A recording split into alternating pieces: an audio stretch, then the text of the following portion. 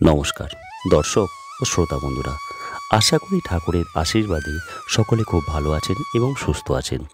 আজ আমি ঠাকুর শ্রী শ্রী রামকৃষ্ণদেবের কাহিনী অবলম্বনে কথামৃত থেকে সমাধিযোগের উপায়, ক্রন্দন, ভক্তিযোগ ও ধ্যানযোগ এই পরিচ্ছেদটি আপনাদের সামনে তুলে ধরব। মুখুজ্জে কহিলেন, কেন যোগভ্রষ্ট হয়? ঠাকুর কহিলেন, গর্ভে ছিলাম, যোগে ছিলাম, ভূমে পড়ে খেলাম মাটি। ওরে ধাত্রীতে কেটেছে নারী, মায়ার বেরি কিসে কাটি। কামিনী কাঞ্চনী মায়া, মন থেকে ওই দুটি গেলেই যোগ। আত্মা পরমাত্মা চুম্বক পাথর, জীবাত্মা যেন একটি সূচ, তিনি টেনে নিলেই যোগ। কিন্তু সূচে যদি মাটি মাখা থাকে চুম্বক টানে না, মাটি সাফ করে দিলে আবার টানে। কামিনী কাঞ্চন মাটি পরিষ্কার করতে হয়। মুখুজ্জে কহিলেন, কীরূপে পরিষ্কার হয়? ঠাকুর কহিলেন, তার জন্য ব্যাকুল হয়ে কাঁদো, সেই জল মাটিতে লাগলে ধুয়ে ধুয়ে যাবে। যখন খুব পরিষ্কার হবে তখন চুম্বককে টেনে লবে, যোগ তবেই হবে। মুখুজ্জে কহিলেন, আহা কি কথা!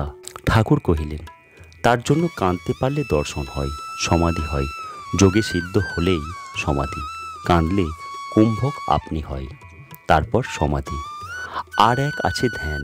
সহস্রারে শিব বিশেষ রূপে আছেন, তার ধ্যান শরীর, সরা, মন, বুদ্ধি জল। এই জলে সেই সচ্চিদানন্দ সূর্যের প্রতিবিম্ব পড়ে।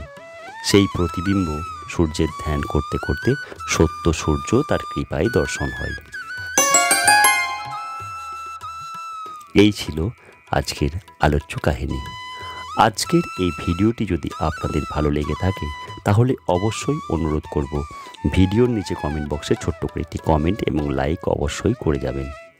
যারা আমার চ্যানেলে আজকে প্রথম এসেছেন তাদের কাছে আমার বিশেষ অনুরোধ, আমার ছোট্ট চ্যানেলটিকে সাবস্ক্রাইব করে পাশের বেল আইকনটি অল করে আমার পাশে থাকবেন। যারা ইতিমধ্যে আমার চ্যানেলটিকে সাবস্ক্রাইব করেছেন তাদের সকলকে আমার অসংখ্য ধন্যবাদ। ঠাকুরের আশীর্বাদে সকলে খুব ভালো থাকবেন, সুস্থ থাকবেন ও আনন্দে থাকবেন। আজ এইটুকুই। ভিডিওটি সম্পূর্ণ দেখার জন্য অসংখ্য ধন্যবাদ।